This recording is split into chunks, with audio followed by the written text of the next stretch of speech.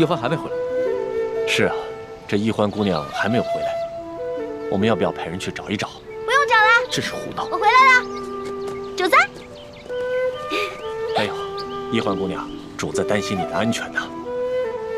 左大人，这边请。哦，好，主子告退了。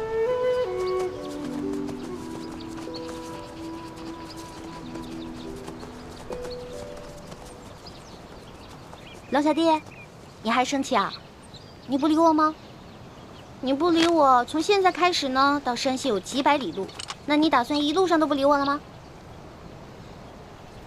龙小弟，龙小弟，怎么办啊？我的龙小弟不理我了，怎么办呢？怎么办呢？怎么办？怎么办？怎么办呢？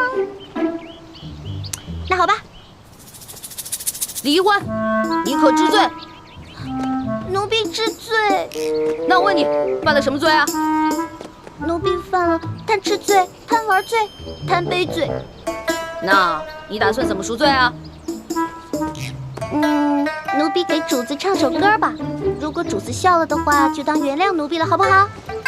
好吧，那你先唱来听听。好的，我现在就给您唱。嘻嘻嘻。主子听好了啊。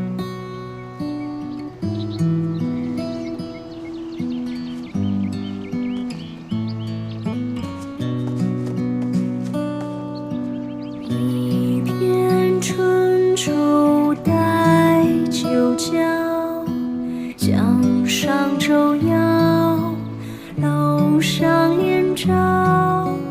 九娘独语太娘娇，风又飘飘，雨又潇潇。何日归家新可抛？影自生凋。 心自相烧，流光容易把人抛。红了樱桃，绿了芭蕉。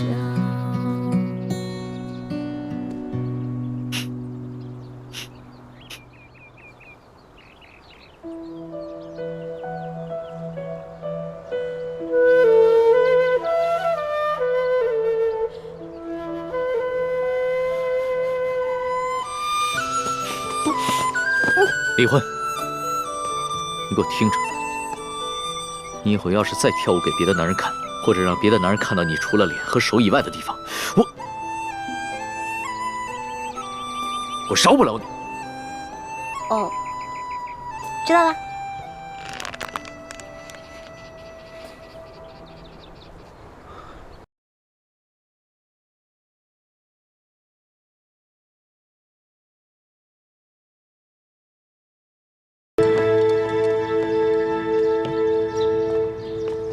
不知可是钦差大人到了？正是，二位是？卑职乃平西王麾下副将石青红。这位是我家二公子。你说的不错，这位就是钦差大人，姓龙，龙大人。吴应奇参见钦差大人，大人辛苦了。二公子果然是风神如玉，真是一表人才啊！是，虎父无犬子啊！ 钦差大人过奖了。啊，对了，二公子，这皇上特意命我悄悄护送丽嫔出宫探望舒大人。吴应奇拜见丽嫔娘娘。免礼。此事切勿声张，就我们几个人知道。卑职明白。舒大人现在的情况怎么样了？至今一直昏迷未醒。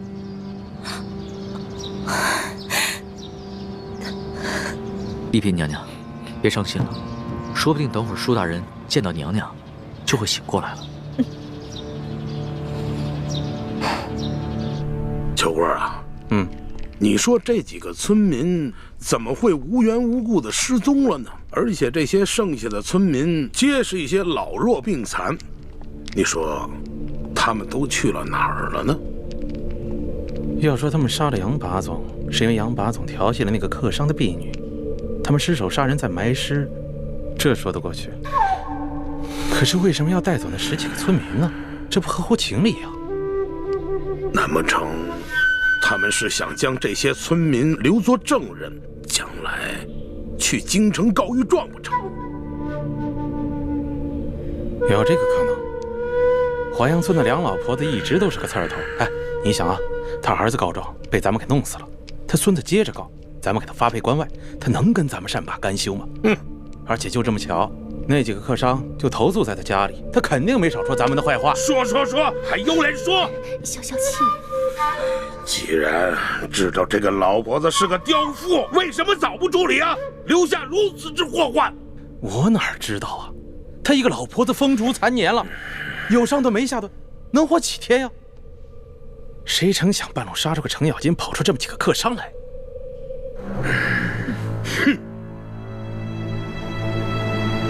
听密报说，这书建前1个月以前曾向皇上上了一道密折，举报我和整个山西官场的官员。当时皇上忙于敖中堂的事情，所以将此密折留中未发。现在敖中堂已经被皇上给捐尽了，看来这皇上可以腾出手来，有时间整顿吏治了。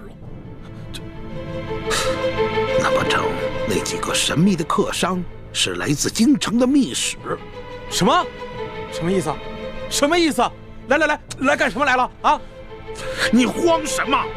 我告诉你，现在整个山西的官场那就是铁板一块，只要书建一死，任谁都查不出什么。你说的轻巧，书建什么时候死啊？他什么时候死？就最后这么一口气，他什么时候咽？他绝活不过今晚。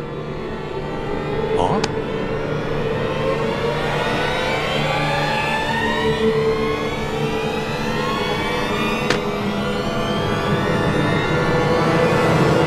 龙大人，您陪着丽嫔娘娘先去探望舒大人，卑职带着手下把这驿馆里里外外都搜查一遍，布置好安防。好，去吧。这，走。丽嫔娘娘，龙大人，这边请。娘娘。二公子，刚刚我家老爷醒过来了。当真是皇恩浩荡啊！这丽嫔娘娘和钦差大人一过来，舒大人就醒了。看来真是被本钦差给说对了，舒大人一定是知道丽嫔娘娘要来探望他，激起了他的求生欲望，所以他就醒了。多谢大人吉言，这都是托了皇上的福。二公子，那就请带路吧。是。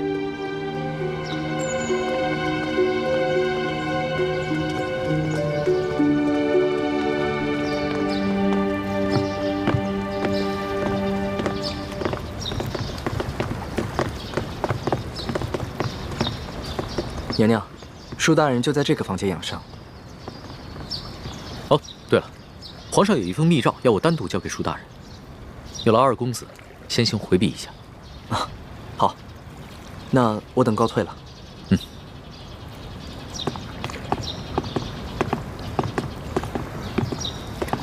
你们也先都退下吧。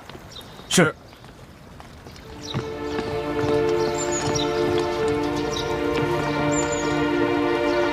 一欢，你们3个就先在门口候着吧。好，这婉清，等会儿见到你爹，一定要控制住自己的情绪，千万不能太过激动或者悲伤，要不然的话，很可能会刺激到你爹。这样的话，他的伤势很可能会更加严重。是，臣妾遵旨。进去吧。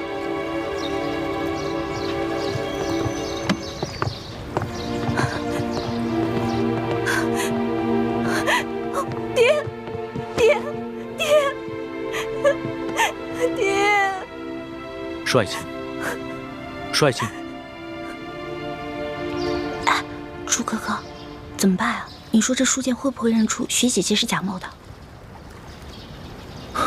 谁也没想到舒建还能醒过来，事到如今，只能随机应变了。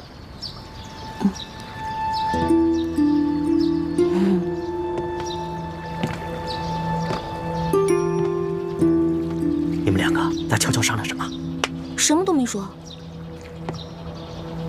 我明明看见你们2个在悄悄商。你们一定有企图，我可告诉你们，我在这宫里30多年，好不容易才有今天，你们两个可不能让我连紫禁城都回不了。叔父放心，我保证，你跟康熙都能平安回京。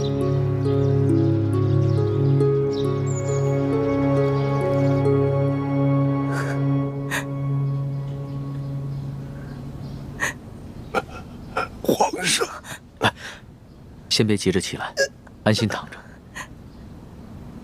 少爱卿，不仅朕来看你了，你看，还有谁一起来了？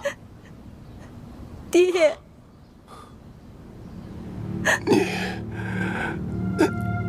你是？我是婉心啊。婉心，你怎么还戴着面纱呀？啊，臣妾有喜有忧，都糊涂了。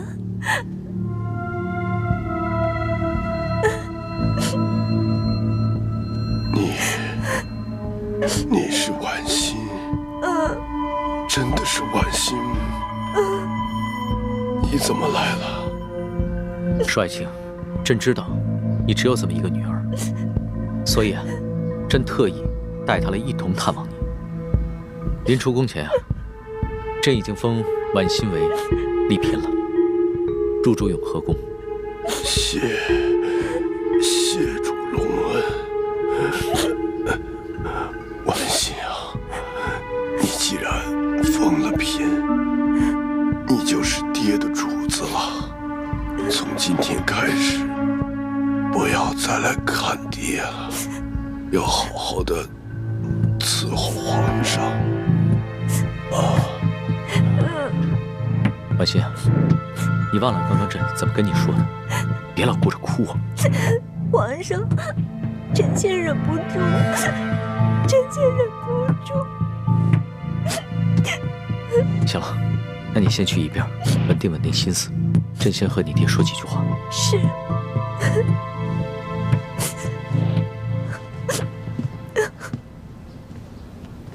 少爱卿，朕这一次千里迢迢赶来，一是为了核实你密奏中的几件大事，第二是为了亲自调查你御赐，你到底是被谁所赐？为什么他们要行赐于你？他们是不是因为知道你给朕上了密奏，想要灭口？不是灭口，是想要金钥匙。此刻身手非凡，绝非普通劫匪，是臣拼死保护金钥匙，才被打成了重伤。那你这么说的话，凶手应该已经知道了金钥匙的秘密。你能不能认得出来，他们的身手到底是出自哪里？不知道，臣只知道，在事发的前一天晚上，平西王府秘密的派了个人来。少爱卿，婉心，快倒水来。是。少爱卿，少爱卿。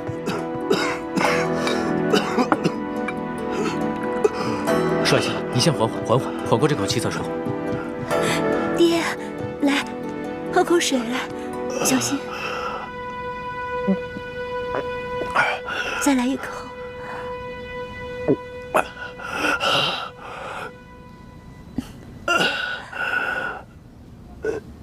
怎么样，好些了吗？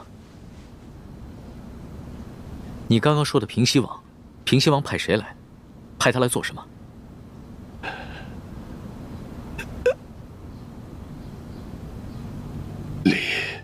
丽嫔娘娘，你怎么瘦了这么多，下巴也变尖了？爹，女儿是思念您啊。虽说皇上对臣妾特别好，可是女儿每每想到爹爹您岁数大了，身边又没一个知冷知热的人，女儿这心里就放不下呀。可是你这眼神跟从前也不一样啊。爹，您糊涂了，女儿已进宫数月，哪能跟在家里当姑娘时一样啊？面色怎么也变了？这连日来赶路，女儿染了风寒，吃几副药就好了，爹爹不用挂心。啊！爹！帅星，帅星，帅星！李太医，李太医！主子，怎么了？你看看，帅星晕过去了。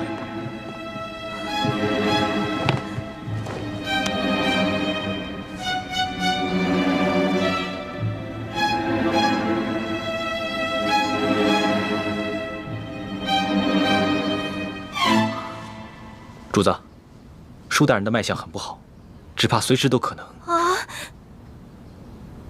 那可还有救？真尽量一试。只是舒大人本就重伤未愈，又元气大伤，好不容易见到了主子，还有丽嫔娘娘，难免心情激动，多说了一些话，自然便撑不住了。至少3日之内，不宜再让他受到任何的刺激，更不能让他说话，否则再次耗损元神，恐怕就无力回天了。知道了，你先去煎药吧。臣遵旨。丽嫔娘娘，主子，要不然咱们也先出去吧，让舒大人好好在这儿静养一下。李德福，你留在这儿，亲自照顾舒剑。这。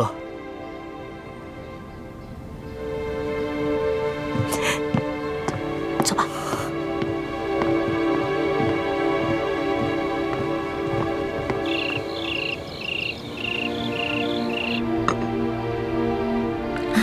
真没想到，这个舒剑受了那么重的伤，居然还能发现我跟舒婉欣的细微不同。多亏我在他的水里下了迷魂药，把舒剑迷晕了。婉欣，快到温水了。是。帅星，帅星。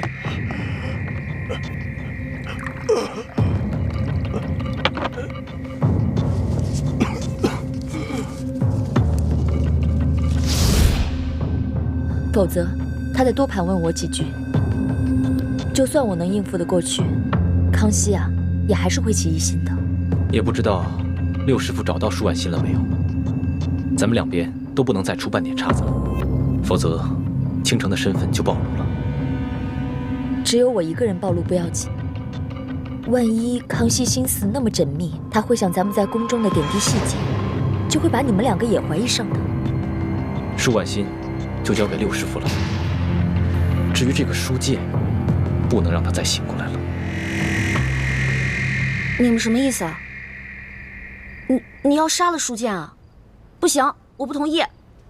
舒剑不同于鳌拜，也不同于刘德昭，在鳌拜权势熏天的时候，他就敢冒死向皇上上密折，为民请命，这样的好官你也要杀呀？我不懂什么国家大事，我也不明白为什么师傅们一直说要光复大明，但我只知道，在这个世上，你们跟师傅是我最亲的人。既然你们说我们是大明的子民，那我就有责任跟你们一起光复大明。可如果光复大明就要滥杀无辜的话，这我坚决不同意。欢妹，你别说了，我不听。如果你要真的杀了舒剑的话，我再也不理你了。大师兄，就算易欢不反对，我也觉得这件事要在驿馆这么多人的眼皮子底下杀了舒剑，这风险也太大了，稍有不慎就会被康熙发现破绽，那我们不就前功尽弃了吗？那这样吧，我试着给舒剑的药中加入少量扰乱心神之药，让他暂时丧失神智。等将来风平浪静了，我再帮他恢复神智。到那个时候，我们也不必将舒婉欣软禁在明珠谷了，他们父女也能够团聚了。这个我同意。你看，其实只要我们稍微用点心思，多为其他人考虑考虑，不就有两全其美的办法了吗？只是要让舒剑像鳌拜一样丧失神智，又不让人察觉，这难度比杀了他更大。但是为了不让你失望，我愿意冒险一试。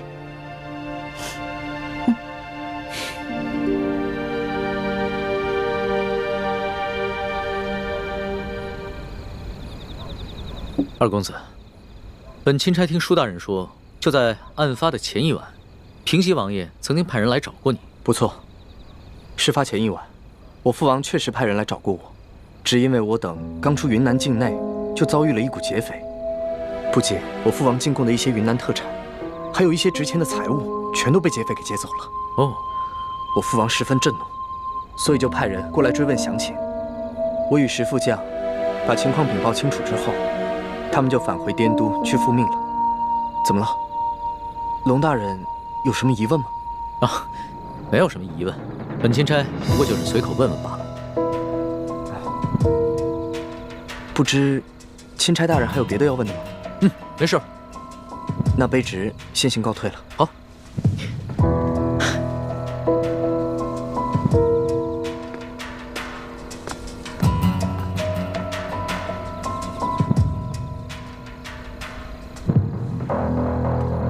这吴应奇遇到书剑之前，确实遭遇过劫匪，他们也向朝廷禀报过，所以我才会派书剑护送他们进京。只是这平西王派人来，难道真的只是为了一些无关紧要的财宝吗？你怎么看？主子，您是不是怀疑这刺杀舒总兵的刺客和平西王有关？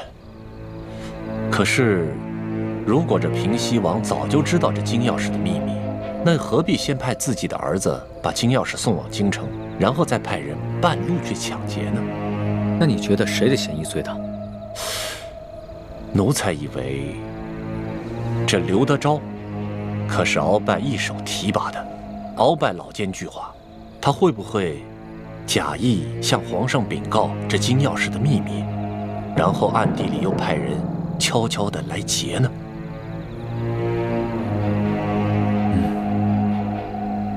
主子，主子，书剑大人他没了。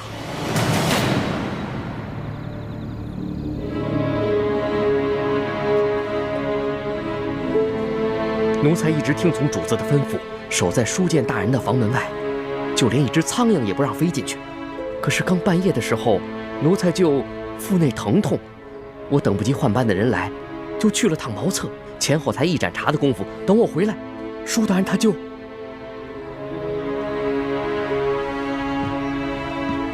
人还是软的，确实刚刚过去。父亲，父亲，父亲！娘娘，娘娘，钦差大人还在旁边呢。爹，父亲。李太医，晚饭之前我还跟你探望过书剑，当时他的脉象不是一直很平稳吗？当时确实有所好转，只是不知怎么突然就……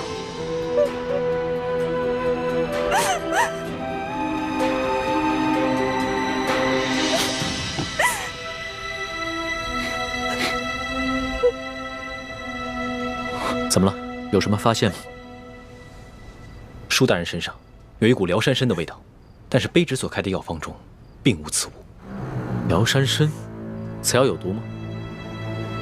此药无毒，但舒总兵重伤之下命在旦夕，此时用大补之药，反倒成了他的催命符。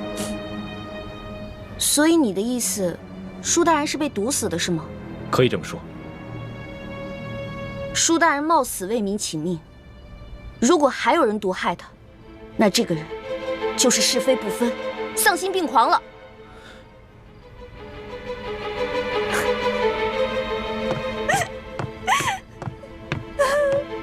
主子，卑职已将这驿馆里的所有人等全部都拘押起来了。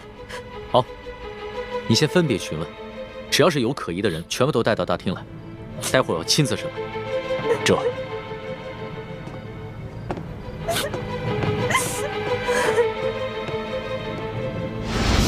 朱哥哥，你实在让我太失望了。欢梅，人不是我杀的。不是你杀的，不是你杀的，是谁杀的？你对我就这么没信心吗？今夜我在叔父的饭菜里放了一些泻药，等他腹痛去了茅房，我正准备悄悄潜入书剑的房间，为他服下迷魂丹，不料我却发现。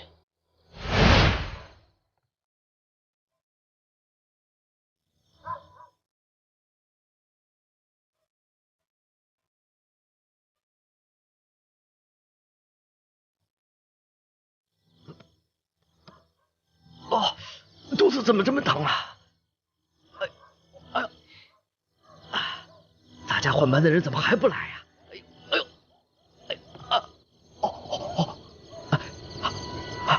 哎呦，算了。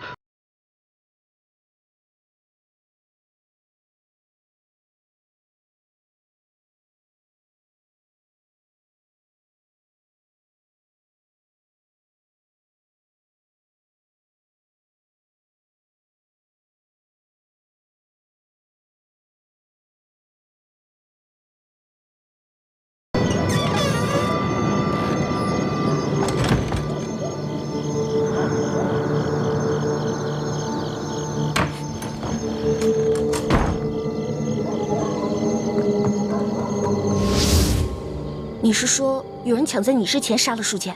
没错，而且那个人我们都认识，是这个驿馆的驿丞。驿丞？驿丞为什么要杀书剑啊？你就这么不相信我？康熙说什么你都信，偏偏我说什么你就不信。不是，竹哥哥，你先别生气啊。现在听你这么一说，我心里的石头落地了。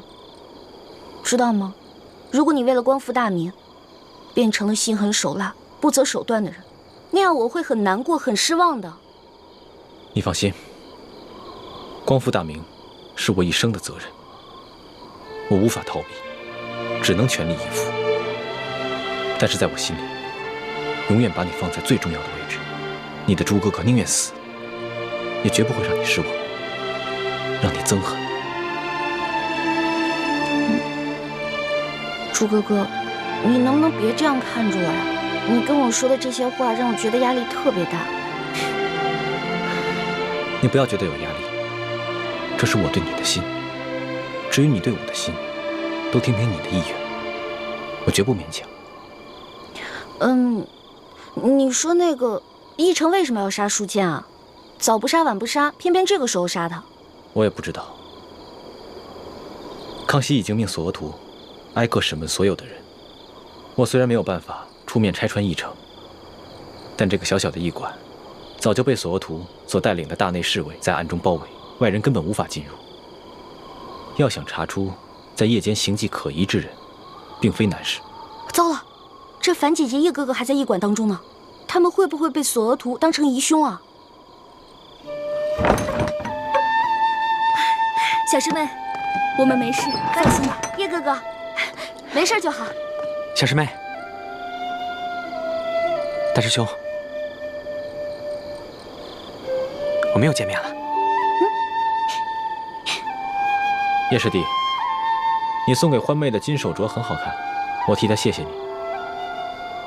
我本来想让她把那手镯戴上，好歹别辜负了你一片心意，但她自己不愿意戴，所以……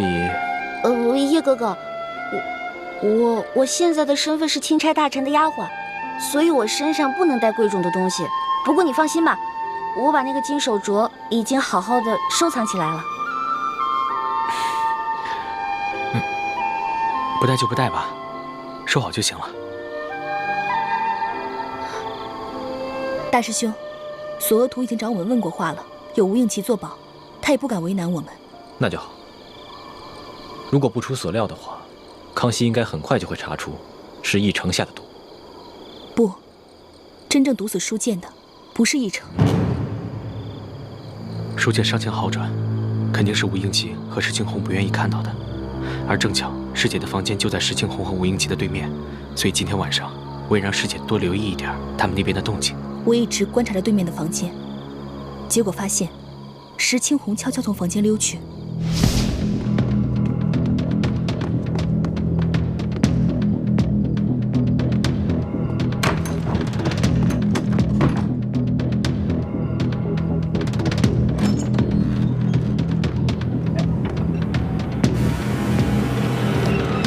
那个黑衣人就是石青红。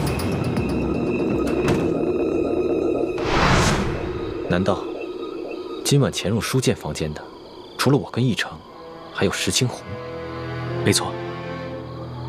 大师兄，我们何不借此机会，挑起康熙跟吴三桂之间的矛盾呢？这是一个好机会。叶师弟，你一向心思缜密，思虑周全，如果你能把所有的心思都用在光复大明的大业上，我相信你爹和师傅们一定会很开心的。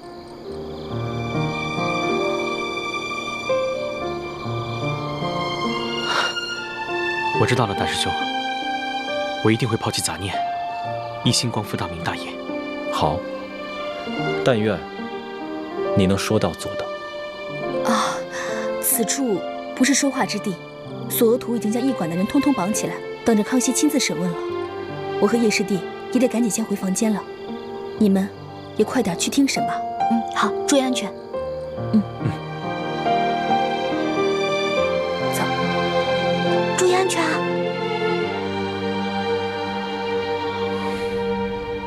钦差大人明察，小的只是路过舒大人房间，看见门口无人守卫，放心不下，这才进去看了一眼。怎么会是小的下药杀了舒大人呢？你还敢狡辩？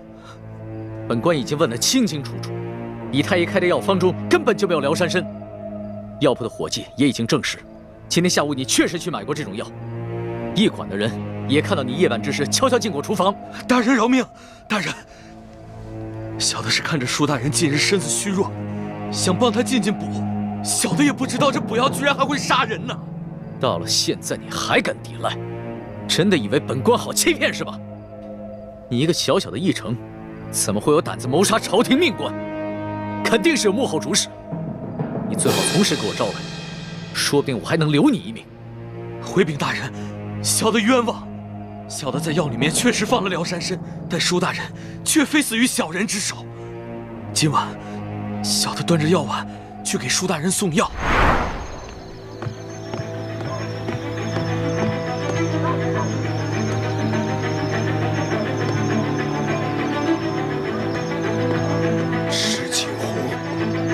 是你！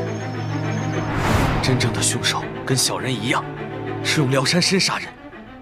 小的听见舒大人在临死之前亲口喊出了真凶的名字，就是石青红。混账！你血口喷人！钦差大人，卑职今天晚上一直在二公子房间陪二公子下棋，这一点，二公子可以为卑职作证。不错，钦差大人。今晚石青红一直在我屋里与我对弈，直到听到舒大人身故的消息，我们俩才一起出来。钦差大人，此事非同小可。石青红是卑职的人，此事可是牵涉到平西王府的清誉。我父王历来是效忠朝廷，效忠皇上，我吴应奇也是深受我父王的教诲，对朝廷对皇上，那是忠心不二。还望钦差大人明察。二公子请坐吧。这点本官自有主张。石青红，你既是整晚都与二公子待在一起，那可有别人作证啊？房中并无他人。房间既无他人，那谁知道你是不是在包庇他呢？这位姑娘，似乎对吴某有些敌意。休得无礼！这平西王乃是国之栋梁，朝中良臣，不可无端猜测。倒是你驿丞，你虽已承认有杀人的动机，可究竟是谁指使你这么干？无人指使，是小的与舒大人有私人恩怨。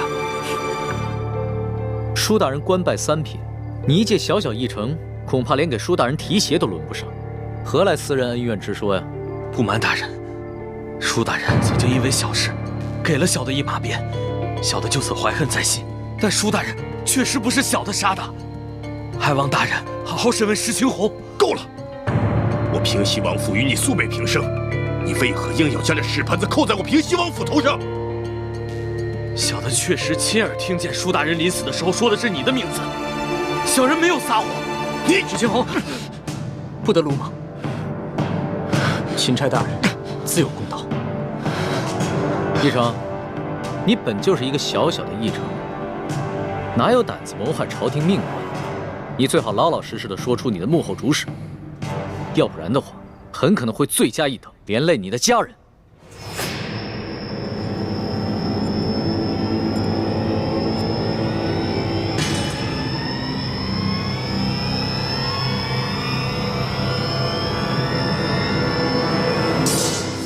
大人，小的是受人所指，可小的不能告诉你，否则小的家人就都没命了。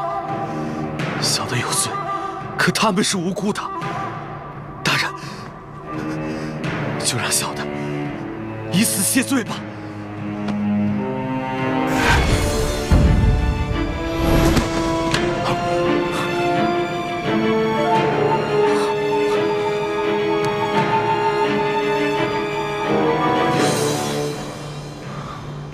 他舌下藏了见血封喉的毒药，见势不妙，便咬破蜡丸自尽了。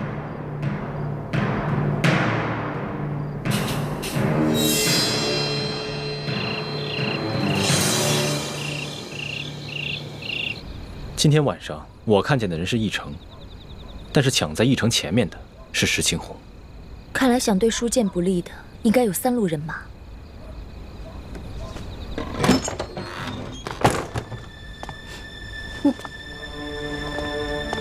主子，李太医也在啊。一嫔娘娘悲伤过度，我来给娘娘诊脉，开一些疏散之药。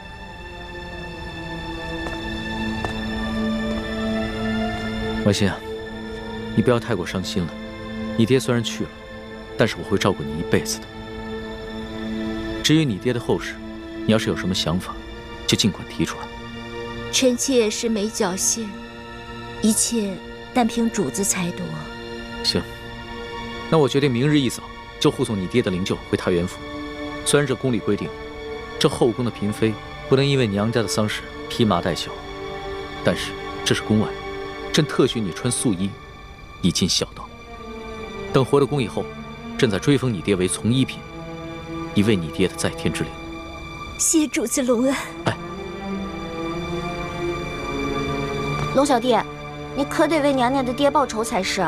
这个奕成说的石青红，可是吴应琪身边的贴身侍卫。小声点，小心隔墙有耳。哦，我也怀疑这个人是吴三桂，只是此人极其奸诈狡猾，很有可能在鳌拜身边埋伏了奸细。说不定他送出金钥匙以后，才知道金钥匙的底细，再派人追回也是极有可能的。只不过吴三桂兵强马壮，雄霸一方，我暂时不想打草惊蛇。哦，怪不得主子要替他敷衍过去呢。这鳌拜的余党和吴三桂，都是我的心头大患。可是这重症不可用奇药啊。主子，这舒总兵之死，还有山西的贪腐窝案，可不是一时半会儿能够查清楚的。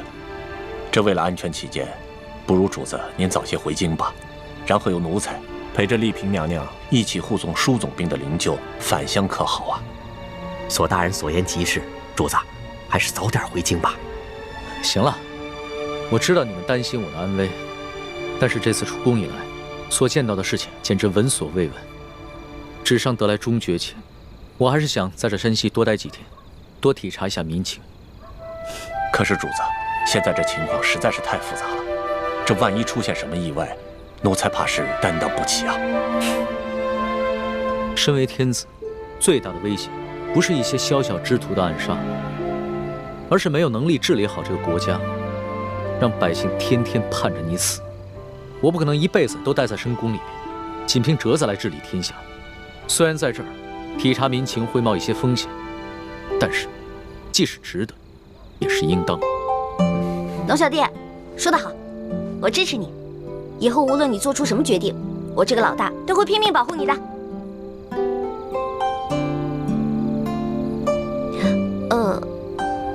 反正龙小弟说过，大清吹牛不上税嘛。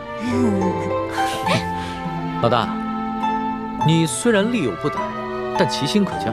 你这份情，我领了。主子，通宵审案，这天都快亮了，主子还是早点休息吧，保重龙体要紧。我哪还睡得着啊？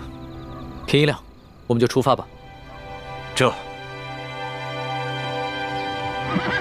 钦差大人，今天一早，石青红就去了那个奕成的家，听其邻居讲，就在前几日，巡抚衙门的捕头在其家搜出一箱赃银，目前他的妻儿老小全都入狱了。本钦差明白了，多谢二公子。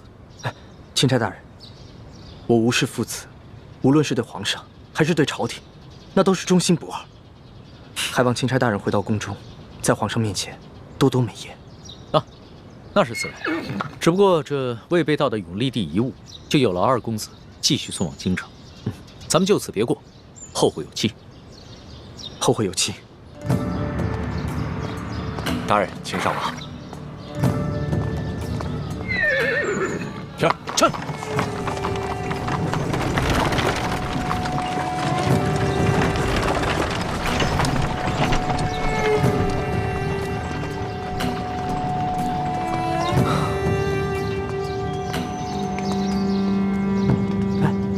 倩影姑娘，不如趁着清晨天气稍凉，我们上路吧。好。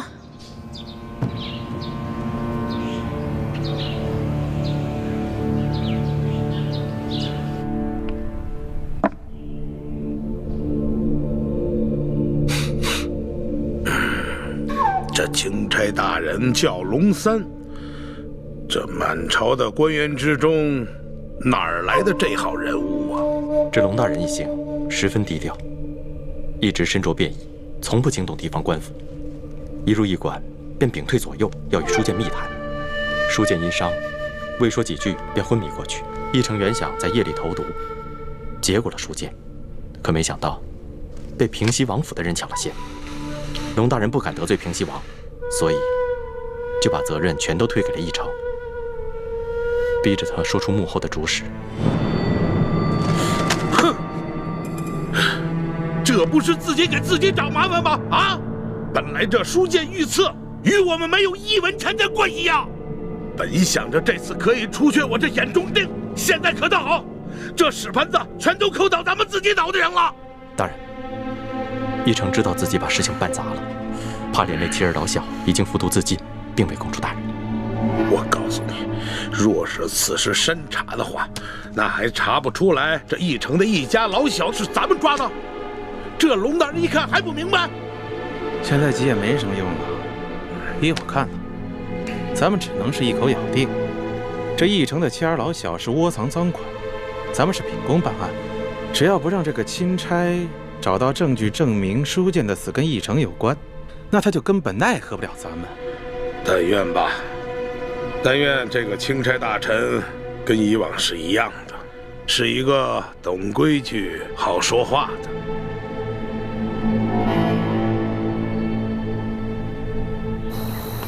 这吴应奇的反应还挺快，他连夜派石青红去这个驿丞家里查探。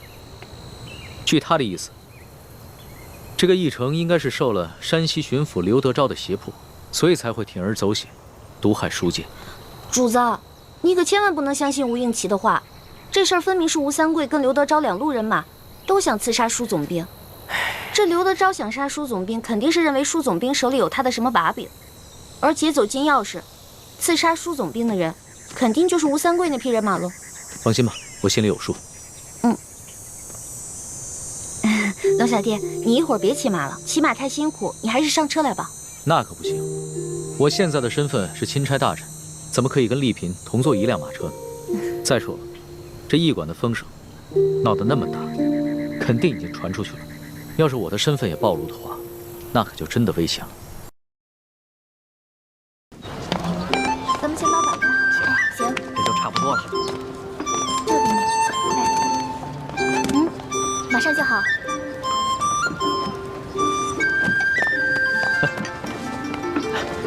我来试试。哎，行了，别给我们添乱了。我来。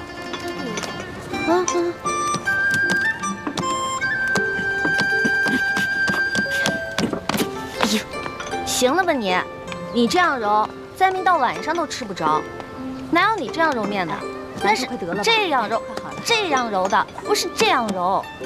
看着我弄啊！这个馒头的大小啊，你得弄得均匀一些，要不然到时候灾民饿急了眼就会睁大显小，知道吗？来，你要不要试试？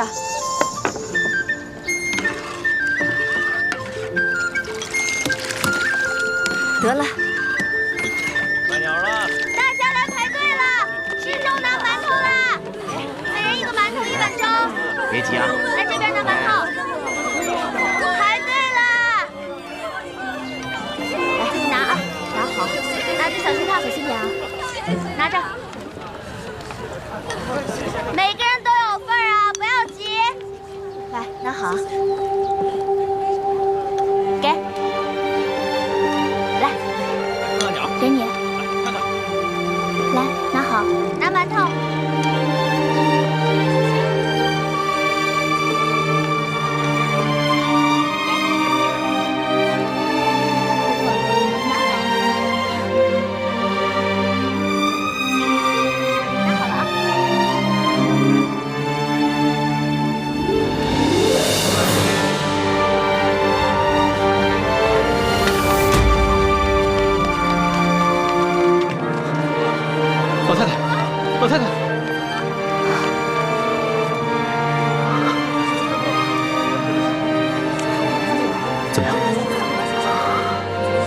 人已经没了。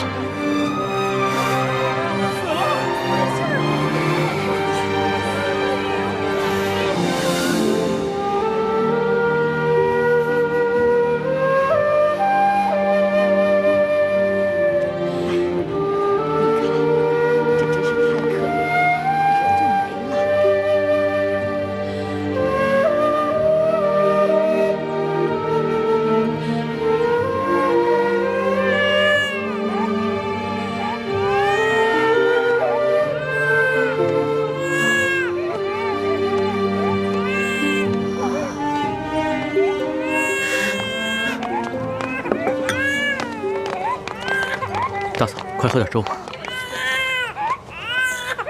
大嫂，这孩子怎么一直哭啊？是不是饿了？你快喂他喝点奶吧。哪里还有奶？我已经3天没吃东西了。不哭了，你爹跟哥哥姐姐们都已经饿死了，要不了多久，说不定我们一家子就可以团聚了。大嫂，来，把孩子给我，我帮你哄。你先吃点东西吧。来，给我。好。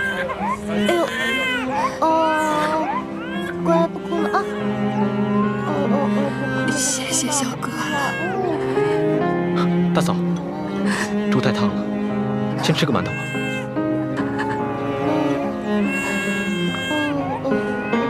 乖啊，别哭了。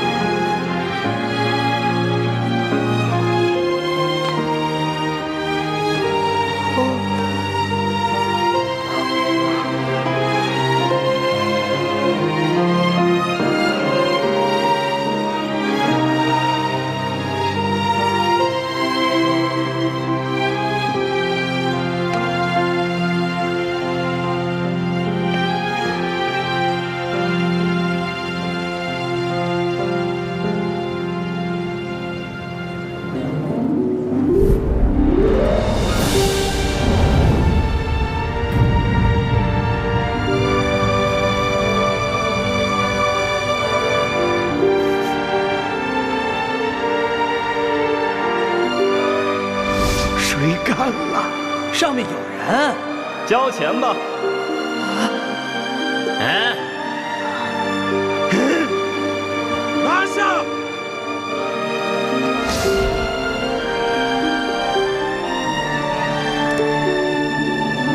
龙珠？什么是龙珠？就是皇上的眼泪，就是您的眼泪啊。说实话，朕自小长大，除了8岁的时候，父母双亲轰尸以外，还从来没有掉过眼泪。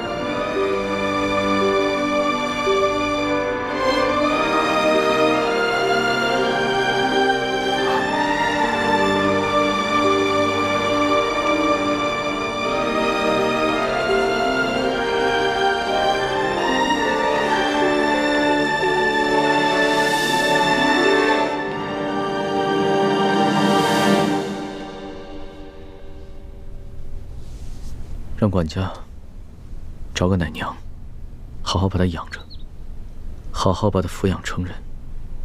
所需用途，我会派人一一送过来。钦差大人真是心善。这孩子虽然父母双亡，很是不幸，但能遇到钦差大人也是他的福分。奴婢一定好好照料这个孩子。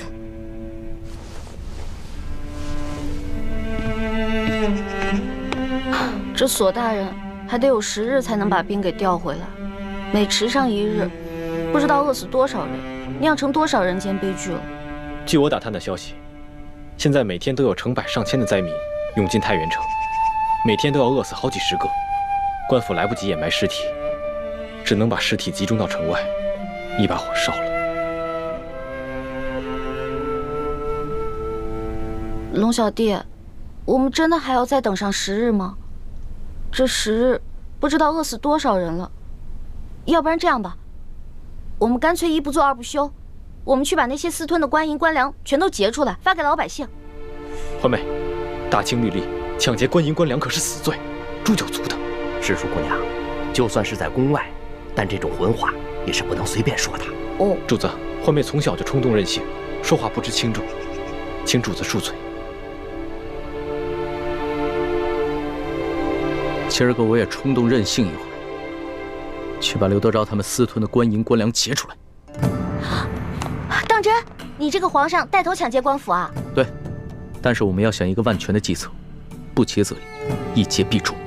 你放心吧，这事儿我大哥最在行，我大哥一劫绝对成功。欢妹，其实一欢不说我也知道，你们两兄妹以前闯江湖的时候，必定做过很多违法乱纪之事。你都跟主子瞎说什么了？我没说，他自己瞎猜的。李太医，你不必急着否认，也不必埋怨一欢。对于你们过往所犯之事，我今日就金口玉言，赦了你们。多谢主子恩典。微臣以前闯荡江湖之时，的确做过一些不法的勾当，但如今是全心全意跟着主子，没有主子的吩咐，绝不敢任意妄为。从现在开始，你的心中不必再有包袱，只管好好的给我谋划谋划，怎么样顺利的劫出银两，救助百姓。臣遵旨。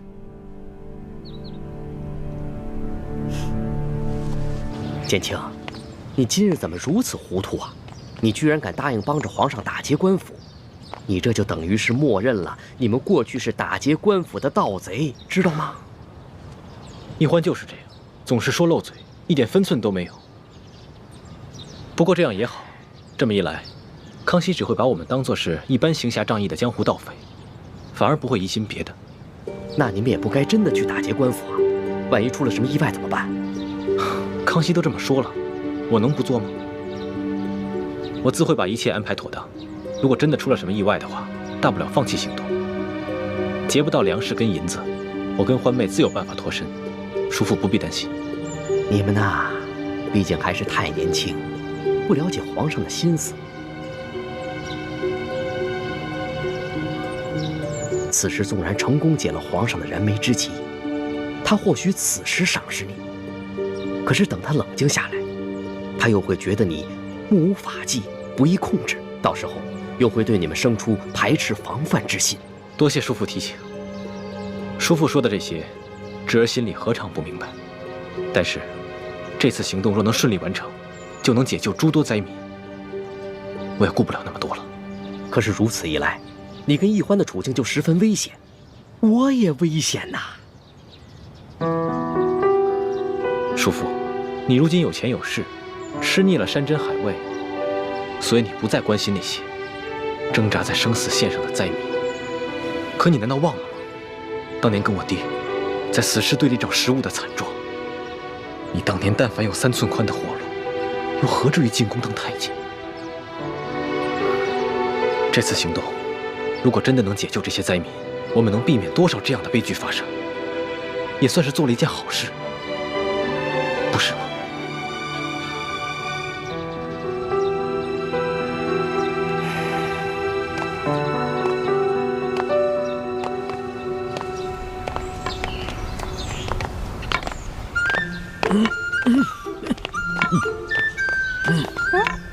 哎，龙小弟，我刚刚给你2颗变身丸，还没有给我钱呢。我现在哪有钱给你啊？行吧，那我就先记在账上，看在你是我兄弟的份上，利息看着给吧。趁火打劫，你比酒鬼的奸商还要奸。欢妹，别闹了。你到了山西商会了，裘贵见过我们，千万别让他识破我们的身份。你们先进去，我在外面守着。知道了，爷爷你慢点走啊，别摔着啊。走吧，孙儿。走吧。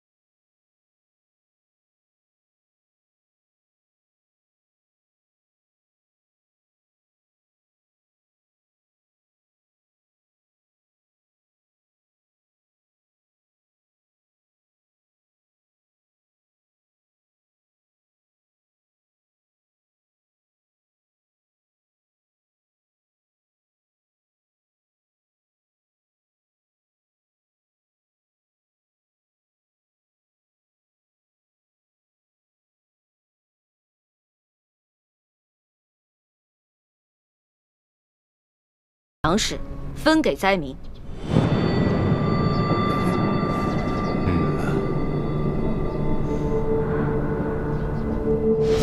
我已经查探明白了，裘贵和整个山西粮商手里，大约囤着20多万担粮食。朝廷调拨的30万担赈灾粮，真正分到灾民手里的，不到1/3，剩下的2/3都被他们官商勾结，给私吞了。所以这20多万担粮食也得等索大人调兵回来，把刘德昭抓住以后再发给灾民。目前我们就先截一部分发给灾民，让他们支撑到索大人回来以后就行了。眼下城中有1万灾民，离索额图调兵回来之日还有10日左右。若每日每人按1升粮食算的话，10日便是1斗，1万灾民就是1万斗，折合下来便是1000担粮。1000担相当于12万5千斤。我跟易欢再加上随行的侍卫，无论如何也没办法在这么短的时间内把这么多的粮食从裘贵的庄园里偷运出来，所以就只剩下一个办法。什么办法？论到这种勾当，你们兄妹俩肯定比我这个当皇帝的有经验多了。龙小弟，你这句话里有骨头，话里有话啊。咱们先说好了，之前的事呢，你要既往不咎；这次的事是我们奉旨行事，你不许秋后算账。我自然是开玩笑的，我金口玉言说过的话岂会反悔？什么办法？快说吧。既然不能偷，也没有办法从外地运过来，那么就只剩下一个法子：买。嗨，老板，你有这份善心，那是大喜事啊！裘某和兄弟们也都敬佩得很，对吧？是啊。只是，您祖孙2位可知现在山西粮价的行情吗？每斗米2000钱，1担米呢20两银子，所以这1000担米就是2万两银子。我说对了吗？如今太原的粮价被哄抬到了每斗2000钱，折合成银子就是2两，10斗为1担，那么每1担粮食就需要银子20两，1000担粮食就需要银子2万两。哎，我们从宫里带出来的还有多少银子？刚开始的时候是挺多的，不过一路上被你东送一下西捐一下的，现在也剩的不多了。那我的那些随身之物呢？全都当了，总能值2万两吧？我的龙小弟，我们是微服私访，怕露出破绽，一切贵重的东西都没怎么带。只有我跟丽嫔娘娘带了一些贵重的金银首饰，但是刨除一眼就能看出是宫里的金银首饰以外，其他的能典当的也只有2000两。那你的意思是，我们还差18000两啊？18000两哪够啊？灾民们不能吃生米吧？柴米油盐可都需要钱，就算一个人发1两的话，那还少1万两左右。那也就是说，我们还差28000两啊？对，28000两。朝廷调拨的50万两赈灾银，真正分到灾民手里的不足20万两，剩下的都被刘德昭和地方官员给私吞了。光刘德昭一个人就侵吞了10万两，其中有5万两在裘贵的庄园里面。我明白你什么意思。你的意思是，我们只劫银，不劫粮，然后用劫下来的银子去买粮食，对吧？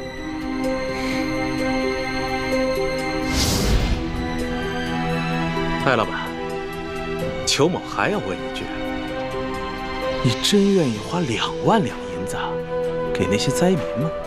没错，只要能治好我爷爷的病，再多的钱我都愿意出。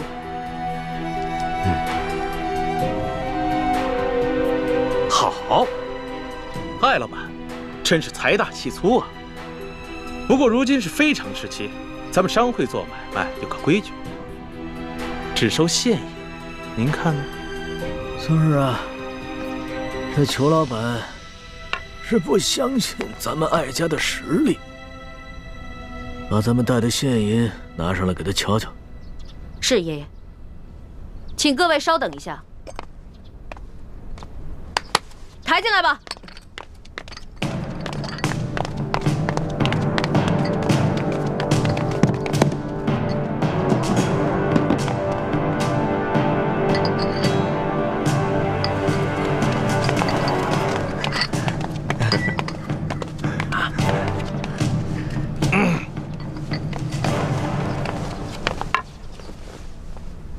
这里是2000定银，明天早上，在这个地方，一手交钱，一手交粮，如何呀？好，艾老板，性情中人，快人快语啊！那咱们可就一言为定了，击掌为凭。这艾老板的为人真是爽快啊！是啊，来人，送艾老板。就喜欢跟这样的人做生意啊！对，没错。哎呀，龙小弟，你知道吗？为了凑够那2000两定金，我跟丽嫔娘娘把自己所有值钱的金银首饰全都给当了，还有我的一个金镯子呢。放心吧，等锁头回来以后，你当的那些首饰全部完璧归赵，少了一件，你唯我是问。光完璧归赵可不行，我得加上利息呢。行，反正我这个竹杠最好敲。当然了，你就是个大竹杠，棒棒棒！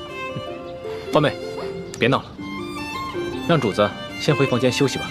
咱们还得去和侍卫兄弟们商量一下今晚的行动计划。昨晚已经打草惊蛇了，裘贵一定加强了对庄园的守卫，我们需要做好万全之策。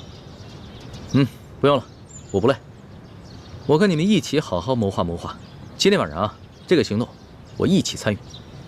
陆小弟，你之前不是开玩笑啊？你真的要跟我们一起打劫官府啊？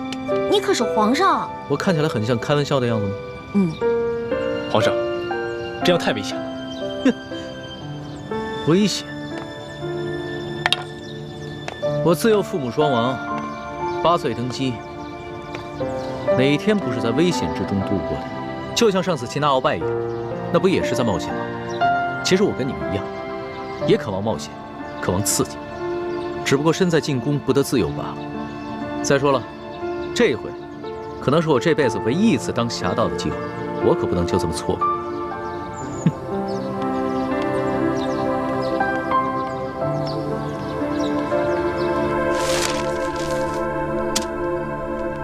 这是裘贵庄园的前门，这是后门，中间的花园还有一道暗门，这是粮仓，这里是银库。龙小弟，喏，给你准备的夜行衣，换上吧。好啊，我终于也有机会当一回侠盗了。李大夫，给我更衣。主子，万万使不得呀！以您的身份，怎么能跟着他们去打劫官府呢？万一出了什么差错，奴才万死难赎其罪啊！你啰嗦什么呀？我5岁就开始习武了，一直都英雄无用武之地。今天晚上我正好试试我的本事。公公放心吧，有我兄妹在，一定会保证主子的安全。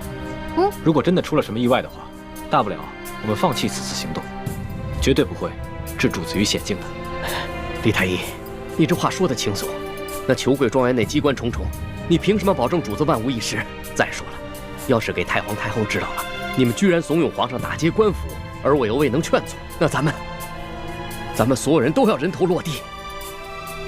行，我不去了，你先起来吧。谢主子体恤。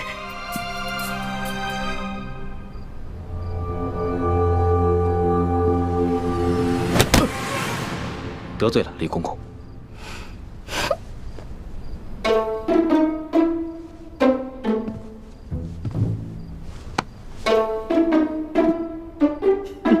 你这个老东西，老在我耳边聒噪，我又不是小孩了，真烦人。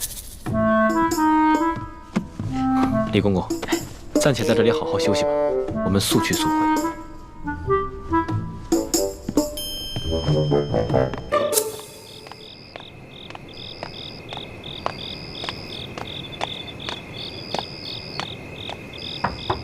小姐，老奴给你炖了一碗燕窝。哦，我现在不想吃，我有些不舒服，要歇息了。啊，小姐，你哪里不舒服？要不要老奴帮你找一个郎中给您看看？不必了，我就是身子有些乏，睡一觉就好了。哦，那小姐，您先歇着吧，老奴明儿一早再来看你。老奴先行告退了。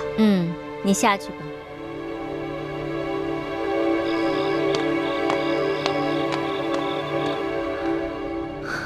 走了。这奶娘真够烦人的。如今在这世上，奶娘是婉妹唯一的亲人了，还望前辈多担待。孟大哥，真是宅心仁厚。怪不得你虽是刘德昭的护卫，婉心妹妹仍然对你倾心。我家本住在城外南湖边上，婉妹从小就喜欢女扮男装，背着她爹溜到南湖边来戏水。我俩也算青梅竹马，直到她被选为秀女，前来跟我告别，我才知道，原来她是舒大人的女儿。原来是这样。孟大哥打听到婉心妹妹的下落了吗？打听到了，她现在被软禁在裘贵的府宅里。只因我受了内伤，再加上裘贵又加强了守卫，我怕打草惊蛇，所以没有贸然行动。都怪我那夜下手太重。不过你放心，我等都是有心意之人，我们一定会帮你救出舒小姐，让你们远走高飞。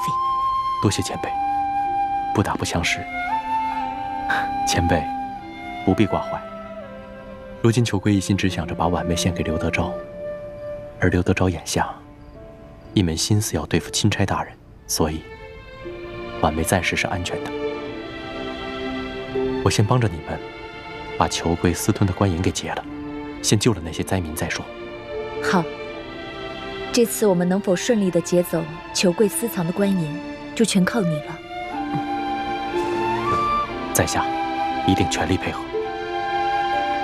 其实这些年保护刘德昭，我内心也十分矛盾。如果真能为灾民做些什么，也算稍稍赎点罪吧。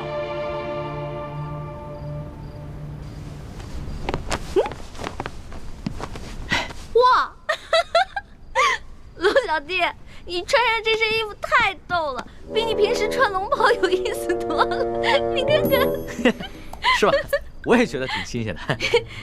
哎呀，得亏索大人不在，要是他在的话，非得被吓得屁滚尿流的，肯定不让咱们去冒险。哎，那个金蚕背心穿了吗？没有。你为什么不穿啊？你要是不穿的话，我不带你去啊。我骗你的，老大吩咐小弟的话，小弟怎么能不听呢？不信你摸摸。真的穿了？嗯。别摸那儿痒。还真穿了，好吧，那我们带你去。你知道吗？这次你亲自出马，可是我们比平时紧张的10倍还不止呢。我也是从小练武到大的，虽然武功呢没有你哥哥好，但跟你比起来差不多。吹牛！主子，臣得再提醒一遍，这抢劫官银可不是儿戏，臣会尽量保护主子的安全。但是如果真的发生什么意外的话，主子切不可恋战，必须在臣的掩护之下尽快撤离。你放心吧，我虽然喜欢冒险，但也不想当一个被当盗贼拿住，再被砍掉脑袋的窝囊废皇帝。哼，这样吧，到了那儿全听你的吩咐。好，为确保万无一失，还请主子把裘贵庄园的机关设计图和地形图再熟悉一遍。好，出发吧。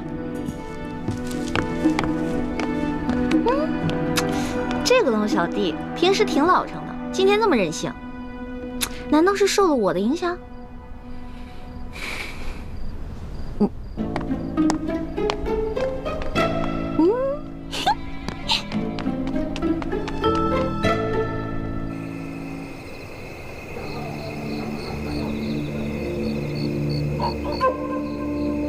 我事先鼓动了大批灾民到府衙和城中各大户门前闹事。刘德昭调集了大批的兵力，正在忙着驱赶灾民。这边的守卫就只剩下裘贵自己培训的家丁了。哦，声东击西，调虎离山，做得好。等一会儿，巡逻外墙的守卫换岗会有很短的一个时机，我们必须抓紧时间，冲掉那边的转角。哦，那里是一个视线盲区。好。该你们去了，该你们了，来，你们去吧，来，去吧，前点，来了，前点，辛苦了，先走了，快，冲过去。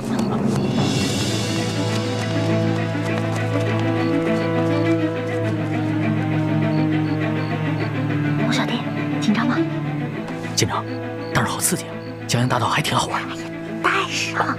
主子，千万别孩子气，这可是杀头的勾当啊！每年有多少盗匪，要么当场死于非命，要不然被官府抓住处以极刑。只有极少数运气好的能够一再得手。但是久走夜路，哪能不湿血？最终都是难逃一死。哎，呸！你怎么老说这种不避讳的话呀？死的，我们才刚开工。第一组10位兄弟已经得手了，藏在墙头高处的暗哨已经被解决了，我们可以翻墙进入庄园了。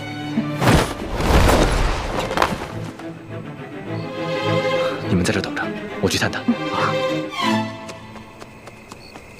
老大，你们刚刚不用把我架上来的，我平时也练过轻功，我自己可以的。你以为你是真龙啊？你还可以自己飞？得了吧你！记住我平时教你那些轻功的方法啊，下次没准能用得上，知道吗？知道了，老大最厉害。当然了，要不然怎么我是你老大呢？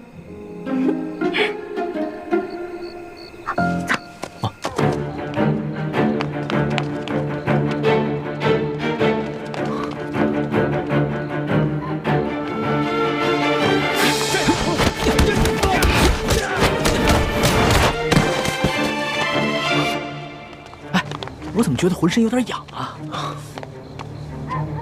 哎，是不是有人啊？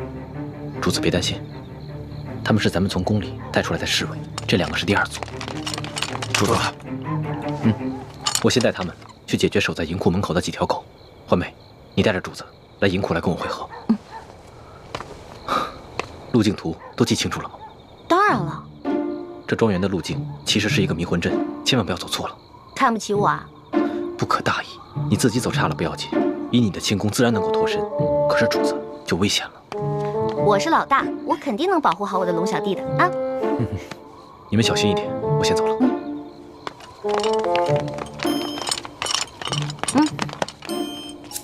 从现在开始，紧紧跟着我的步伐，一步都不能落，知道吗？知道了，老大。走。哎，怎么了？不知道该怎么走了？应该是这边，走。那到底往左还是往右？好像是往左吧？你确定啊？往右，往右。有点迷糊啊。那好吧，我不懂这个机关阵，还是往左吧。我听你这个老大的。这。